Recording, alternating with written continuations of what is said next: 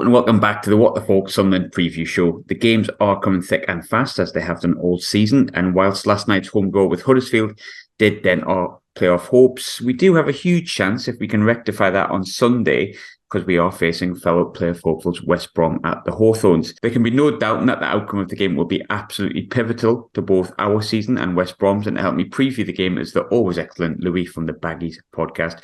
Louis, it doesn't feel like it was that long ago, but I think it was. How are you doing? Are you all right? Yeah, I'm not too bad, mate. Yeah, just after the World Cup break, we two sides met, and yeah, I mean, we've had our peaks and troughs, I'd say, both of us since then, and yeah, quite extremes of both of them, to be honest. But yeah, it's great to be back. Thanks for having me on. Not a problem at all. I think, like I said in the intro, obviously it's a big game in the context of, I think, how the season's going to end up for both of us. At the time of speaking, obviously this game's tonight, but we sit in eighth. I think we're a point away. Obviously, the game's in hands, right, left, and centre. But our draw with Huddersfield did kind of dent things a little bit. Whereas you jumped into sixth yesterday at the time of speaking, because obviously beating Blackpool away 2-0.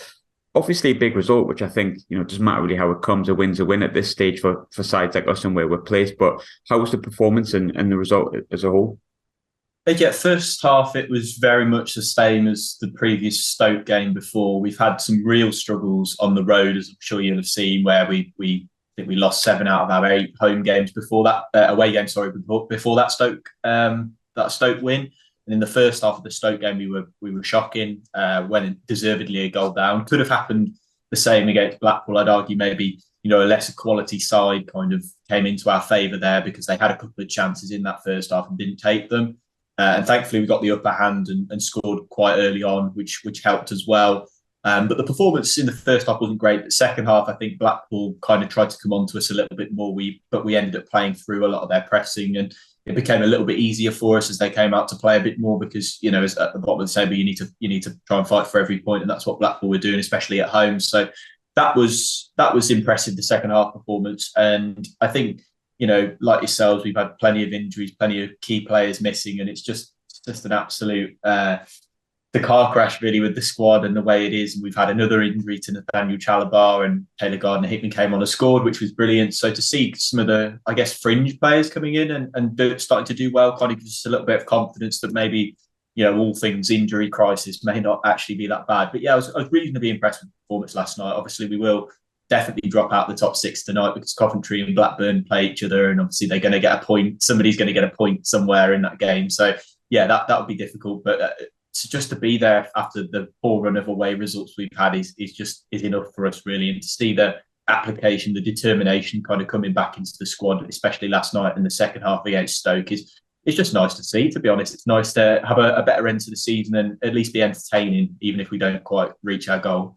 I think you touched on it there before. So obviously, peaks and troughs is a way I think you could definitely describe West Brom's season from just looking at it results based. And that was your second win in 4 days. Obviously, you beat Stoke 2-1 at the weekend. Obviously, backed it up with a 2-0 win. So, you get 2 wins, and I know you've done that before, and you've had big long runs and had big winless runs, and there's been moments in your season where it looks like you're going to fly through the league, and then you haven't. But does it feel like West Brom might be hitting form at the right time, at least in terms of results, or is it just 2 wins off the bat against 2 poor teams? I think it feels a little bit like the run that we had at the start of Carlos Gulbrand's reign. I think even during that period when he first came into the club, and we won just before the World Cup break, won 2 or 3 on the bounce, I think, and we won them all 1-0, 2-0. They were pretty poor, sort of not complete showings, I think, but they were still wins, physical wins, really. Lots of goals from set pieces, and this feels a lot like that. But they're not playing, they're not playing exceptionally. I think the best sort of football that we've seen came after that World Cup break and sort of between Christmas and coming into the new year. I think the best football we saw was during that period. But I think looking at this kind of time, it looks a little bit more like the start of this reign, where it's just bundling the ball over the line from a set piece. It's been scrappy and finding errors in the opposition to defence rather than actually playing really well. I think defensively we look a lot stronger, which I think he lost for quite a few games, really, especially away from home. We look like conceding, virtually. I mean, the Rotherham game stands out. To concede 3 goals away from home against a side fighting for relegation is embarrassing, but it could have been, 5 or 6, and that's not really an exaggeration, I don't think. So, yeah, just to get the defensive stability back is one thing, but yeah, I think in an attacking sense, it's not quite the fluid football we've seen. It's kind of just getting over the line with points, and I'm, that sparks a lot of debate over, around 7 different football clubs, but particularly West Brom is style over substance. Really, I think a lot of Albion fans really struggle to watch that kind of football. But for me, I don't mind as long as the ball goes in the net and we get 3 points at the end of the day. I'm not too bothered. So yeah, I think it's more like the start of his reign rather than that sort of middle period where we're playing some lovely football. It just feels like we're just doing enough to win, really. Yeah, which is kind of what you need, I think, at this point, really. It's been a chaotic season for you in many ways. I say that as a Sunderland fan, but you struggled hugely at the start of the campaign. Then in came Carlos Cobra, and you looked like you were due to sort of do Middlesbrough, if that's such a thing, and maybe even push for like the second place. I think there's points when people were saying, well, that's West Brom and Middlesbrough definitely in the playoffs then because of the form that you were both on. I wouldn't say you tailed off, but you didn't sustain the form that you had. But obviously, you're going to drop out the top 6 tonight, as we've said, but you are 6th at the time of speaking. So there's more than just hope that you can get promoted. There's a genuine big chance, of course. But what's the season been like for West Brom fans? Because I know when we spoke last time, you were saying like promotion was kind of the aim and you've kind of been around there. But from where you've came from, it kind of feels like a real achievement just to be where you're at the moment. Yeah, that's exactly it. I mean, at the start of the season, you'd probably said we should be, I'd say, finishing 3rd or 4th, sort of milling around the automatic promotion spots. But from where we've come from, I think that's where myself sometimes and a lot of Albion fans need that little bit of perspective because, when Corberán took over, we were bottom of the league. We looked like going down when Steve Bruce was in charge. And I think that's to his credit to drag us out of that zone. And I think he's kind of lost. He did lose us for a few games. And I think a lot of fans were kind of questioning Carlos a little bit. But I think the all-important thing is that we're in there. We're in that race now. And just to be there, as you say, it is a big achievement from where we came from. Middlesbrough, similar journey with Michael Carrick, albeit to sort of better extent and getting towards those top 2, closest to those top 2 along with Luton. But I think for us, it's just to be in the mix toward come the end of the season. We felt like the season was kind of teetering out, especially, those 2 results over Easter weekend, losing to Rotherham, drawing with QPR were pretty poor performances and indeed the results as well. So just to see us back in the race is enough for me personally. I know we could have done better, especially in the Bruce era. I know if we'd have had Carlos for the whole season, we may well be talking about possible automatic promotion charge. But just to be 6th at this moment in time as we're speaking and just have that little chance of the playoffs, it to be in our hands really is nice. To have these games left that we could still be in there come the end of the season is good enough. And I think to come from where we come from with Carlos is massive, and it just provides a really big boost to I suppose to Albion fans to see that a manager can really turn this squad of players who a lot of Albion fans have said finished at the club, not quite good enough into playoff candidates again is really good, all in the space of a season. So as you say, helter skelter and topsy turvy seasons alike. But it really has been that in terms of getting us into the playoff places. I think it seems quite hard to narrow down like the type of side West Brom are. Like I asked a question on the Twitter page about a month ago, maybe longer, and said pick your best 3 teams you've seen at the Stadium Light, and West Brom featured quite heavily. And Sunderland fans will know why. I think especially second half, obviously he performed really well. But when you look at a quick glance at your results just in the calendar year, obviously not going back to the previous because you're picking up Steve Bruce results and yada yada and so on and so forth. But wins over Coventry, wins over Middlesbrough, wins over Luton, wins over Preston, but defeats to Hull, defeats to Watford, defeats to Rotherham, and then a draw against Gareth Ainsworth's QPR, who can't even hit a barn door with a banjo. Where is this inconsistency in results coming from, do you feel? So I think sometimes when we have, and this may well come into play on Sunday, I feel like with the set of players we have, when it happened last season, when things are in our own hands, when we've got kind of the foothold in the playoff places, or we've got, we struggle to back up those big performances with wins. We struggle to back up the place that we're in with a win. So, we snuck it. We were 4th at one point earlier. I think that's probably the highest position we've been in this season so far.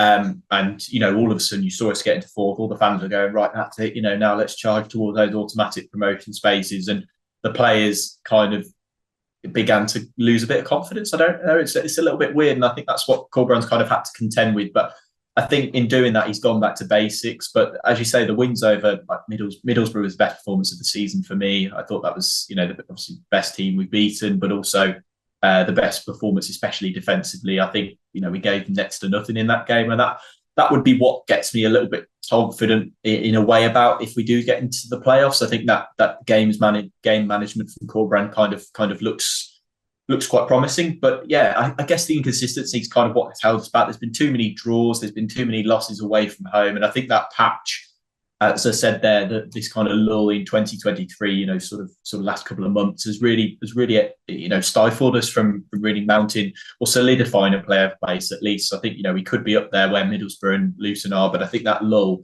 players losing confidence, players kind of cracking under a little bit of pressure as well, I think has kind of inhibited us from getting where we want to be. And yeah, it's disappointing, but at the same time, as you say, a little bit of perspective needed with where we come from, and owing to Carlos Corberán's fantastic coaching to get us from where we were to where we are now. Yeah, it's just that lull and sort of lack of confidence, kind of losing those games away from home, particularly, has really cost us.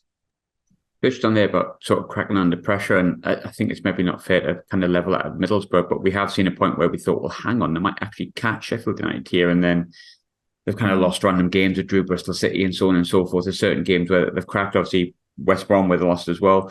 Because of the start like you had at the start of the season, really similar to Middlesbrough, do you think the pressure's been like ramped up even more when you've had those crunch games, because the start that you had under Steve Bruce, you can't really afford to have those occasional off games? Yeah, exactly. I think we've kind of accepted a lot of the draws, really. As fans, we've kind of gone, oh, it's a point. But actually, when you add them up and the points drops, it becomes a massive issue. I think we've drawn probably, I think it's the most games in that kind of mix at the moment.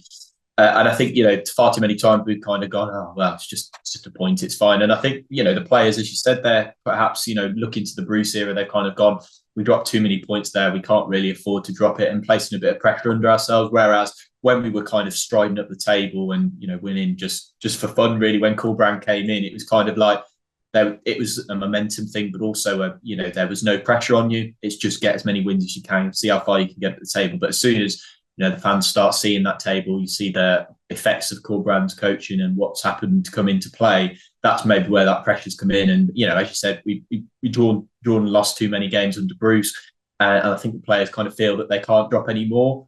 That's where I think that kind of weight comes onto them. And I think that's where they've maybe found it a little bit more difficult. And that's perhaps a reason why this lull's happened. It's just a little bit difficult to kind of understand the mentality in the dressing room and stuff, and to see what happens there. But yeah, I thought, in terms of performances, we seem to be getting better. It's just perhaps going back to basics and stop, maybe not complicating things so much as we did maybe just before Christmas, where we were playing this really fluid attacking style. But when you have that lull, it's always good to, in the old-fashioned term, really just go back to basics and stick to what kind of as to what got you there in the first place. I think looking at obviously your last 4 games, I think we have quite a tough run, if I'm completely honest. I think Blackburn probably have the toughest, but West Brom certainly isn't easy. Ourselves at home, which is nice to say, is obviously a tough game. But then Sheffield United away, Norwich at home, and Swansea away is not particularly a nice game either. What are the feeling amongst fans? I know obviously a lot of the time you're kind of hopeful that you can get into the playoffs, but is the feeling amongst fans that the fixtures are too tough, or the feeling that they're all winnable games and there's no reason why not? Yeah, I think that's the thing, that it's kind of in our own hands. If we beat yourselves, we beat Norwich, it kind of comes in back, and Sheffield United, I suppose. But I can't really see us beating those at all. But yeah, there's those games in there, yourselves and Norwich. If you were to win both of those, you're basically there. I'd say that's the thing. And that's where it's difficult for Albion fans to kind of comprehend, is because we've not had it in our own hands this season so far. It's kind of been waiting for somebody else to slip up, waiting for another team to lose or draw a game, to just sort of sneak in through the back door. And that's what's happened basically over the past couple of games, is that other teams have dropped points and we've just happened to hit a little bit of a stride. So yeah, I think that's where it comes down to pressure and stuff with the players. Will they struggle under the pressure now that they know it's in their own hands? And that's what concerns me a little bit, because they seem to kind of crack, especially defensively, which has looked so strong under Corberán. You do get a little bit worried that now things are in our own hands, we may start to crumble. think looking at obviously the game that we played in December, was it December? I want to say it was December.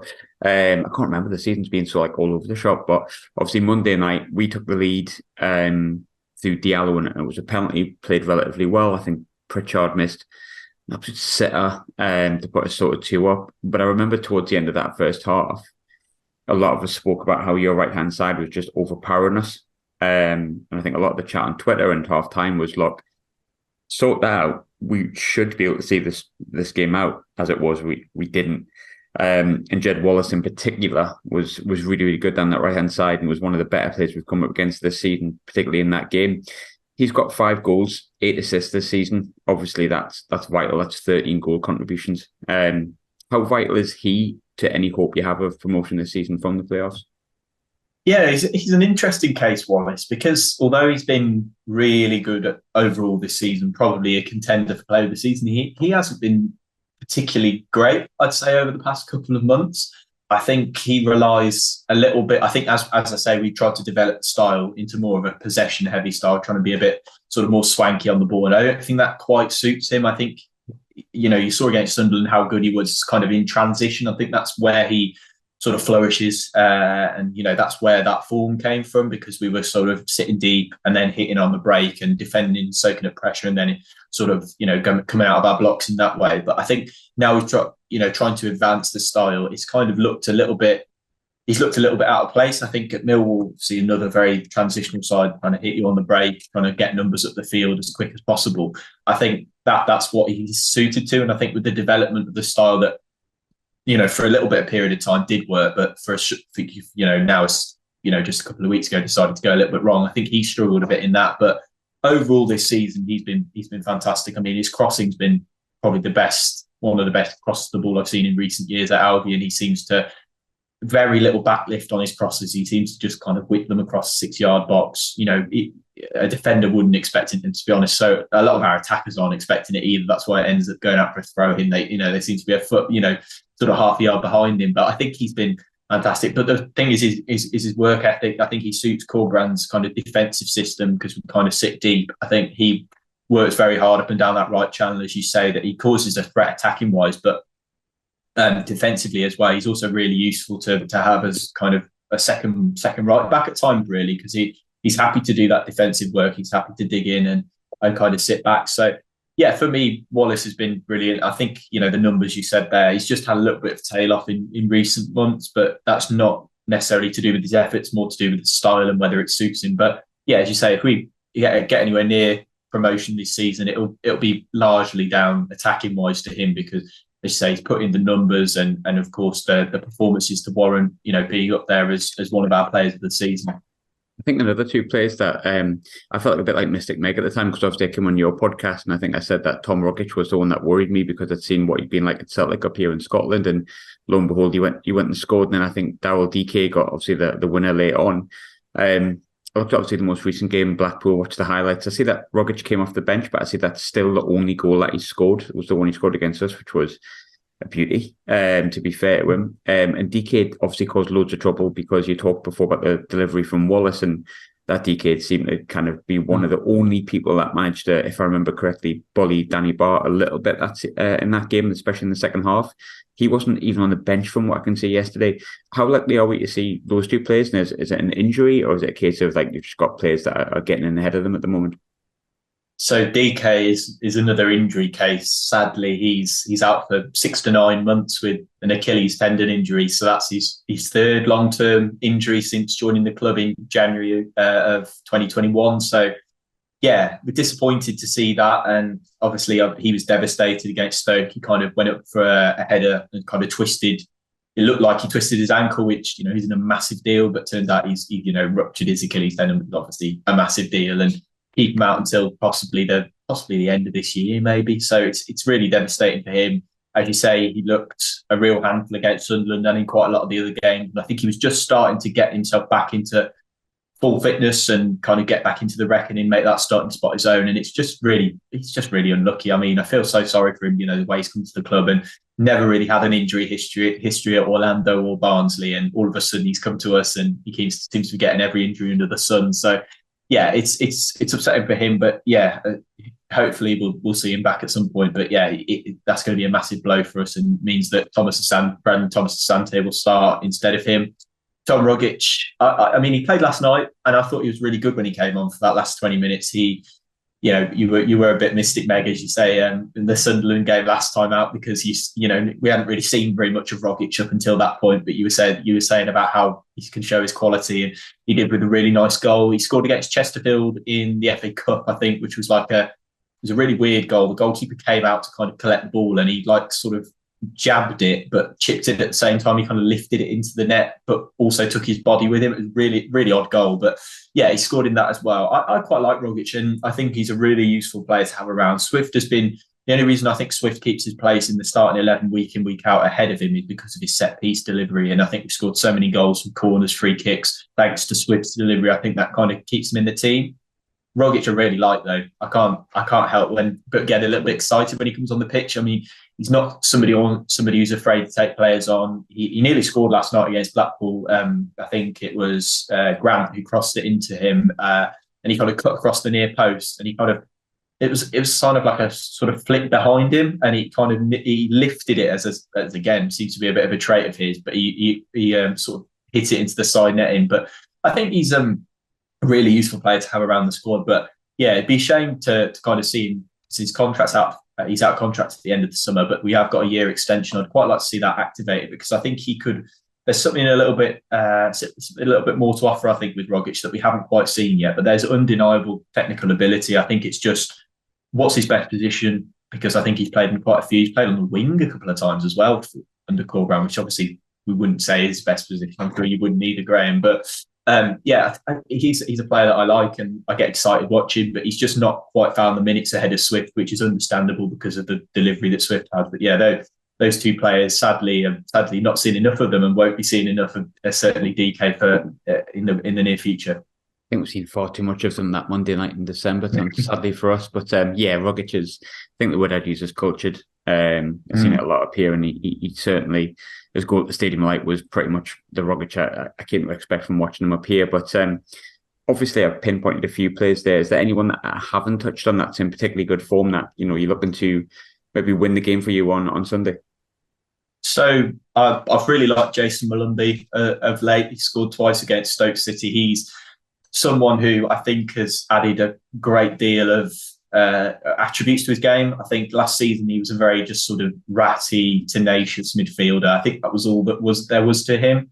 But I think in credit to Steve Bruce, he came out this season and he shown to be a real footballer, a real cultured footballer, I think, along with that. So I think he's looked really good. He made a sort of Lazarus recovery from injury a couple of weeks ago. He was set to be out until the end of the season, and he came back about a week and a half later and came on against QPR, and then started the Stoke game, scored twice, and started last night as well. So nobody was expecting to see him again this season, but he's back, and he's been fantastic since he's come back. And yeah, just having him in the midfield, I think just adds a little bit of urgency. I think a lot of the time we can be a little ponderous and a little bit sort of pedestrian in terms of our build-up play, and I think he kind of adds a bit of drive in midfield. And yeah, I think he just sets about the opposition, kind of disrupts their structure. Anybody who kind of wants to have a little bit of time on the ball in midfield probably wouldn't if Malumbi was nearby. So he's somebody I've been really impressed with. And we've also been massively boosted by Alex Palmer coming into the side. He started against Stoke and also kept a clean sheet last night against Blackpool and made a massive save late on in the game to deny a Blackpool consolation goal. So yeah, having him back, he's got exceptional sort of communication. He's very good with dealing with the back line. And we had young Josh Griffiths in goal before that, who'd done really well, but not quite the presence behind the defence that you'd want that Alex Palmer is. So yeah, I think those two are some sort of, just from seeing them out the side and just from seeing the side without them in recent weeks, it's kind of difficult to kind of see how we got through those games without them, because they really do add a lot to our side. And without them, we looked a little bit weaker. So I think just seeing the side without them has made me really appreciate them more. So yeah, those two for me are out of the ones we haven't mentioned have been brilliant. Looking obviously towards the game on Sunday, I don't know how I'm viewing it myself, to be honest. I kind of feel like the whole season's been a free hit, and it's kind of like anticlimactic in many ways towards the end because of the result yesterday. Obviously does leave us with a lot to do, but at the same time you win on Sunday and then you think, well, there you go. But as good as you have played, as good as you were against us earlier in the season, that does make me think, well, it's a team that can turn us over, and we still don't have any strikers. But obviously last night was a blow for ourselves, but I think we've only lost one in the last 8. We've scored 11 goals in the process of that. We've only lost 2 away games in 2023, beaten in 3 away from home without conceding a goal, which includes games at Burnley and Norwich. So with all that taken into account, which is the most statistics I've ever given on the show, I think, how were West Brom fans viewing the Sunderland game? And obviously there's no offence here if you see it as a winnable game. Obviously, I think any game at this level is winnable, but is it a game where you see it as a must win? Yeah, I think so. I think if we win the Sunderland game and the Norwich game, I think that kind of stands us in good stead. I think that could, that might even take us into 5th, which is lofty for us considering where we've been over the past few weeks. But I think it is a winnable game, but ultimately we understand.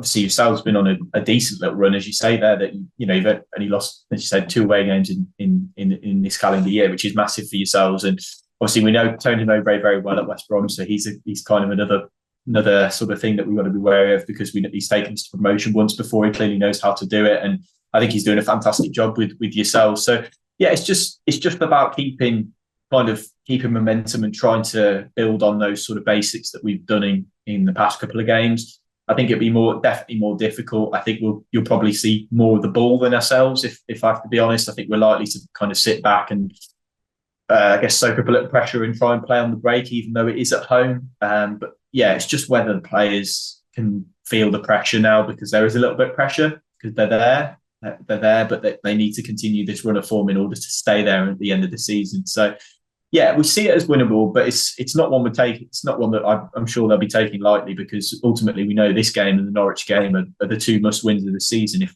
you come out of those with 2 losses, you can kiss goodbye to playoffs. And I think we've already kissed goodbye to playoffs once this year, and I've said it myself. But somehow we're back in the race. But yeah, it's just this game and the Norwich game, I think, are the 2 must wins. I think you can afford to kind of slip up maybe against Sheffield United or Swansea, I guess. But these 2 are not ones you want to be taking lightly if you want to get in the playoff races. I'm sure that'll be the same for yourselves and for Norwich, I guess.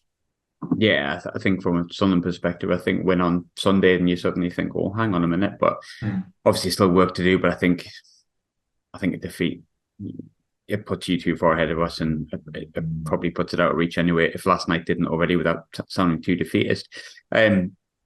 Before we go into predictions, there's obviously been a lot of guests I've had on the show that have been formerly managed by Tony Mowbray, Coventry, Blackburn, and they're not always the most complimentary because of the fact he's had this alleged downfall in the second part of the season. Now, I've got to be honest, no one's perfect, but I think on the whole, everyone's been really, really happy with Tony Mowbray, and despite the fact that the second tier championship podcast believes he's underachieving, which is the most bizarre statement I've ever heard in my life. It must have surely been done for engagement. He's done really well. He's probably overachieved. He's had a strikers injured. Obviously we've lost our manager, so he's came in to a squad where basically the manager wasn't expected to be gone. He's had his captain injured. He's had Dan Ballard injured for the bulk of the season. He's had a lot of things that he's come up against, and ultimately I think whatever happens, we'll come to the end of the season and see it as a lot of hope, and a lot of that comes down to the fact that Tony Mowbray has moulded the team into a really nice team to watch. That's a good attacking side. But a lot of people don't seem convinced by Tony Mowbray outside of Sunderland. So I always find it interesting that, you've seen Tony Mowbray get West Brom promoted. He's probably had the most success in England with West Brom. Is there any element of you that is surprised by how well he's taken to the job at Sunderland and how pleased the bulk of Sunderland fans are with the football he's producing? I'm not surprised at all, personally. I mean, we obviously love him because he took us to the Premier League. He played some absolutely fantastic football, probably some of the best football that you will have seen at the Hawthorns for probably 10 or so years. And I think ultimately with him, I mean, I think I said last time I was on here, he always spoke about players with lovely soft feet, and how that was kind of his way of saying that they're good on the ball. They like to pass it. They like to get their foot on the ball. And I think that's kind of resonated with Sunderland. You've seen how a lot of players that can do sort of creative jobs. And I think that's Tony Mowbray all over. He had plenty of players at West Brom to kind of pick from that did that kind of job. And you look at your squad, and it in terms of creative threats and players that can sort of pass the ball, it is very similar to that West Brom side in that respect. And the system seems pretty similar as well. We're full of praise for him. We always will be, because of the fantastic job he did, but also the football that he played. And yeah, I'm not surprised at all. I mean, he does get some pelters, as you said, from the likes of Blackburn and Coventry. But I think, yeah, we'll always be pleased with the job that he did for us. And to be honest, I'm not surprised at all to see him reaping some success with yourselves, because it's a really good squad. And I think he's kind of moulded it a little bit to the way that he wants, and getting some players in. And making them, I suppose, as the nice passes of the ball that he knows and loves. So yeah, I'm not surprised at all. And yeah, to be honest, I'm glad to see him doing well, because we as I said, we've got nothing sort of really bad to say about him. No, I like Grandad Tony. To my surprise, I must be honest, but does it feel to you like it's almost like the perfect marriage? He's obviously from the northeast, debatable, I suppose. Middlesbrough fans, fair enough, but we'll say he is. So he obviously understands what Sunderland are as a football club. But on top of that, you touched on players like their technical ability, Diallo, Roberts. I mean, there's £50 million worth of players there. Do you feel like it's almost like a perfect marriage, the way he likes to play football? We've got those players with, as you said, lovely soft feet. And then on top of that, obviously, he understands the area, and he seems like he's very good with youthful products, I suppose. From the outside looking in, just the perfect marriage for this season for Sunderland, do you think? Yeah, and I think he was a really good option, because obviously coming up from League One, a lot of the time it's to stay up, but I think your squad was always going to be a little bit of a cut above that. And I think with me, for me, Mowbray has kind of taken you up another level, and I think with that's largely down to his style, because he's not a manager who will obviously see you in from League One as start of the season and start getting you to park the bus and start seeing you lumping the ball forwards. He's a manager who's got his principles, and he's one to stick by that.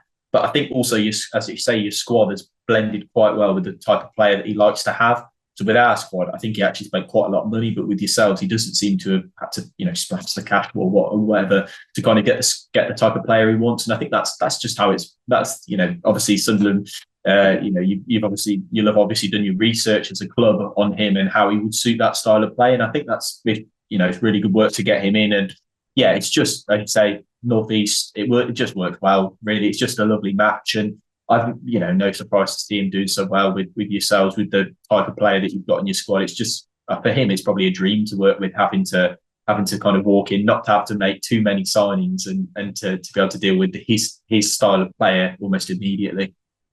Yeah, I think it's worked really well, and I think injuries aside, I'd like to think we'd be a little bit closer to where we'd like to be, or maybe wouldn't expect to be, but would like to be. Talking about expectations, obviously predictions as always. I can't remember what I predicted last time. I probably got it wrong. I know I didn't get it right, actually, come to think of it, because I've only had 5 right this season, which is actually a record for me, but I'm not touching that too much. I think we're going to win, and I don't know why I'm saying that. But at the same time, I do. I think we're going to win because I think everyone, after the result last night, kind of has gone, okay, fair enough, no bother. So you've got to have that one last little bit of hope, because we had a fanzine called "It's the Hope I Can't Stand," and I think that kind of sums something up an awful lot in most football teams, to be fair. So, and it fancy us away from home. I don't know why. I think we'll sneak a 1-0, but I don't know if I'm 100% convinced, but I'll go with it. What's the worst case scenario? I'm wrong again. So I'll say 1-0, but I expect you to go maybe the opposite way. Where are you going?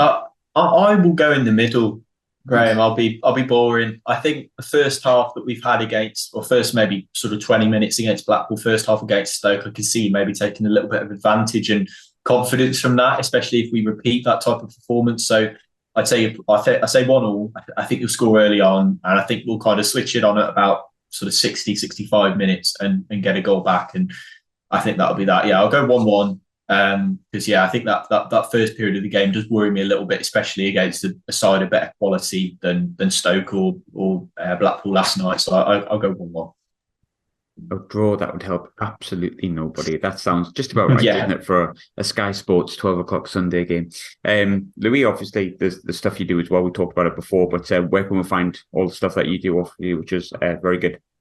So we're on the Baggies podcast. Basically, you can check us out, Twitter, Instagram, Facebook, but we're also on YouTube. We do a podcast every week. We've got our match previews, match reactions on our YouTube channel, but also you can catch the podcasts on Spotify, Apple Podcasts, wherever you get your podcasts from. So yeah, we're everywhere basically. If you just search the Baggies podcast, you'll find us somewhere. Perfect. Hopefully we can listen to it on Monday and you all mourning about a big defeat, but I can't make any promises. Big fat cry from me on Monday morning, I think, maybe. To be fair, I said that when we had the Burnley fan on and he said, oh, well, on the off chance, and then we got a 0-0 draw. So there you go. Coincidentally, one of the predictions I got right. But Louis, always good having you, mate. I hope you're doing well, and good luck for the rest of the season following on from Sunday, of course, as always. I hope you have a horrible Sunday, but that's just by the by. Cheers, Graham. Thanks for having me.